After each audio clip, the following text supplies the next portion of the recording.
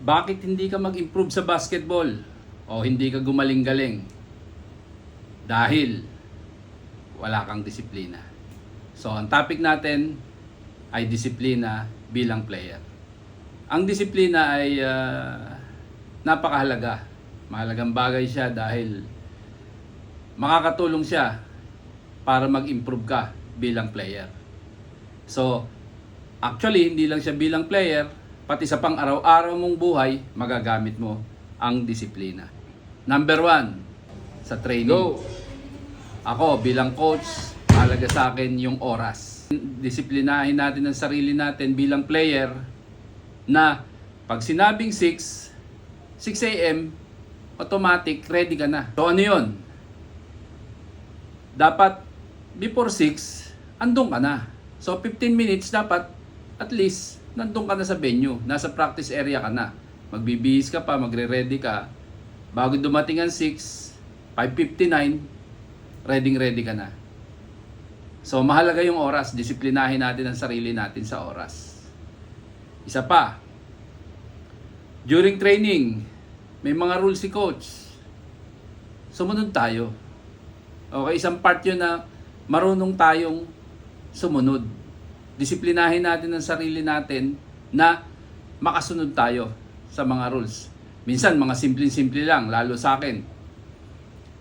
Yung planting rice, touch the line. Maraming tamad dyan. Hindi tinatouch yung line.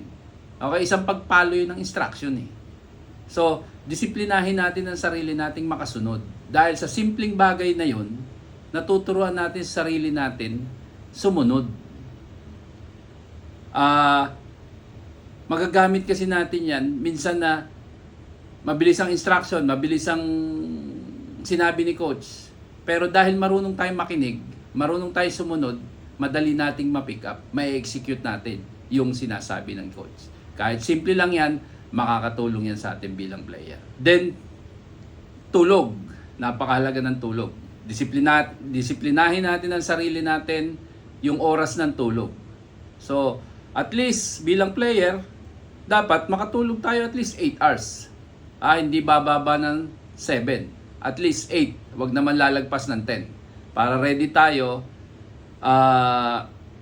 sumabak sa hard practice by tomorrow. Definitely, ang mga practices natin, hindi naman madali yan eh. Laging mahirap yan. Alam na natin yan. Kaya, kung kulang ka sa tulog, definitely, imbis na lumakas ka, panghihinaan ka lalo. Imbis na mag-improve ka, hindi ka mag-i-improve. Kulang sa tulog, kulang sa focus. Okay, malaking epekto yung tulog. Kaya disiplinahin ang sarili sa pagtulog. The next, bisyo. Ilayo mo sarili mo. Disiplinahin mo ang sarili mo sa bisyo. Sigarilyo, alak, pinagbabawal na gamot, ano pa mang bisyo na makakaapekto para sa paggaling mo, para sa improvement mo bilang basketball player o bilang tao, tanggalin mo yan. Hindi makakatulong sa iyo yan. Alam naman natin yan kung ano yung mga yan. So, ikaw mismo, didisiplinahin mo lang ang sarili mo at disiplinahin mo rin ang sarili mo sa mga pakikipagkaibigan. Minsan kasi hindi naman lahat talaga kaibigan eh. Oo, kaibigan. Marami tayong kaibigan. Pero may time na may kaibigang hindi makakatulong sa'yo. Okay, kung puro bisyo yung kaibigan mong yon, ikaw player, nagpapalakas ka, I'm sure hindi siya makakatulong sa'yo. Kaya kilalanin ang kaibigan. So ang disiplina, malaking bagay ang maitutulong sa atin bilang player at bilang tao. So huwag kakalimutan, disiplinahin ang sarili. Yan ang makakatulong sa'yo sa pag-unlad mo sa basketball para gumaling ka bilang player. At the same time, mabuting tao.